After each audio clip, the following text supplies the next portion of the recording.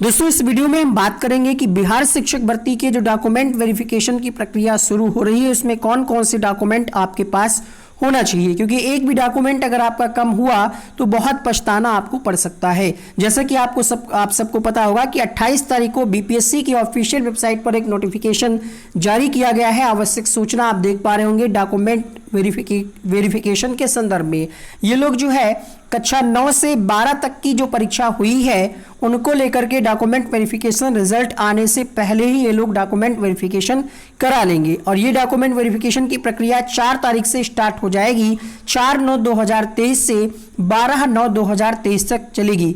अन्य स्टेट के जो कैंडिडेट हैं, खासकर प्राथमिक शिक्षक भर्ती में अन्य स्टेट के कैंडिडेट सम्मिलित हुए हैं, जिनका जो है वेरिफिकेशन वो पटना मुख्यालय में कराया जाएगा, ये भी इन्होंने बताया है। तो अगर आप अन्य स्टेट से हैं तो आपके पास क्या क्या डॉक्यूमेंट्स होने चाहिए प्राथमिक शिक्षक भर्ती के लिए, आइए देखते हैं। उससे पहले अगर आप इस चैनल पर न्यू आए हैं तो सब्सक्राइब करते हुए बेल आइकन को ऑन करके रखिएगा।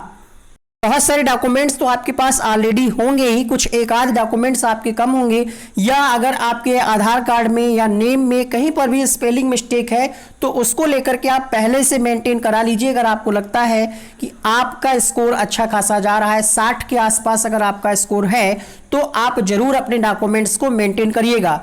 अन्य स्टेट के जो कैंडिडेट हैं वो बिहार शिक्षक भर्ती में जनरल में काउंट करे जाएंगे तो वहां पर उनको आरक्षण का कोई लाभ नहीं मिलेगा, इसलिए आपको जाति प्रमाण पत्र बनवाने की आवश्यकता नहीं पड़ेगी। फिलहाल तो यही जानकारी है। अगर हम बात करें क्या क्या डॉक्यूमेंट्स आपके पास होने चाहिए तो हाई स्कूल का जो है मार्कशीट और सर्टिफिकेट दोनों ही होना चाहिए, जो कि आपके पास होगा। बशर्ते आप मैच कर लीजिएगा कि जो आपके फॉर्म में जो डिटेल्स फिल की हैं वो और मदर नेम फादर नेम उसमें कोई स्पेलिंग में कोई मिस्टेक तो नहीं है। अगर है तो उसको सही करा लीजिए, अभी आपके पास समय है। हाई स्कूल के बाद आप बात करेंगे यहाँ पर इंटरमीडिएट यानी 12th का मार्कशीट एवं सर्टिफिकेट होना चाहिए, ओरिजिनल होना चाहिए। ग्रेजुएशन की अगर हम बात करें तो जो भी आपने किया हो ग्रेजुएशन में, बीए बीएससी जो भी आपने किया हो, उसका मार्कशीट 3 साल का है तो तीनों मार्कशीट सेमेस्टर वाइज है तो उस तरीके से मार्कशीट, और उसका सर्टिफिकेट यानी ग्रेजुएशन की डिग्री हम कह सकते हैं तो उसकी डिग्री को भी आप मंगवा करके रख लीजिए। अगर आपके पास है पहले से तो अच्छी बात है।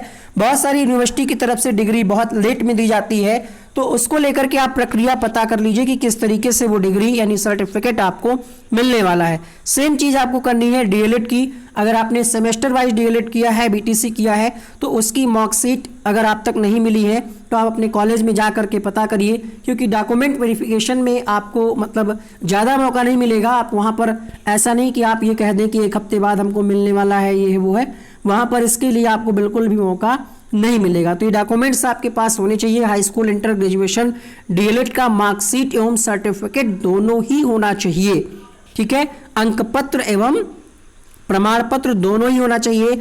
आधार कार्ड आपके पास होगा ही। पैन कार्ड रखिएगा जरूर, क्योंकि सैलरी आएगी आपके अकाउंट में तो आई थिंक पैन कार्ड की जरूरत पड़ेगी। अगर नहीं है तो आप अप्लाई कर दीजिए, 100-150 रुपये लगता है, पैन कार्ड बन जाएगा।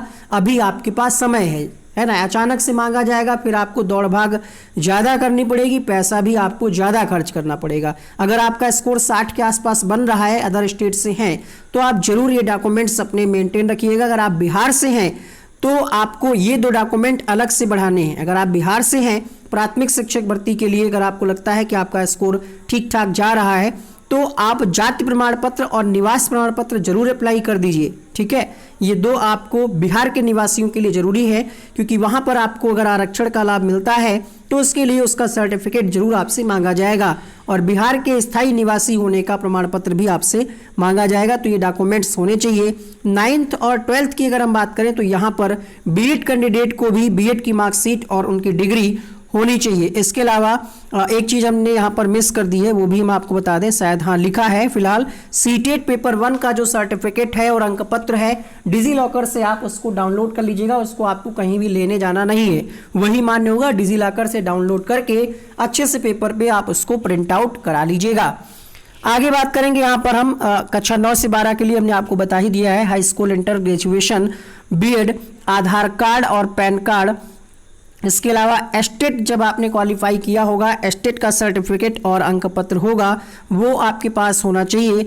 और जाति और निवास, ये 2 चीज़ें बिहार के कैंडिडेट के लिए जरूरी हैं। इसके अलावा बीपीएससी जल्द ही इस संबंध में नोटिस जारी करेगा कि क्या क्या चीज़ें और यहाँ पर लगने वाली हैं, तो उसको लेकर के जैसे ही कोई नोटिस आएगा हम आपको अपडेट करेंगे। इस वीडियो में इतना ही, मिलते हैं नेक्स्ट वीडियो में नई अपडेट के साथ। Thanks for watching.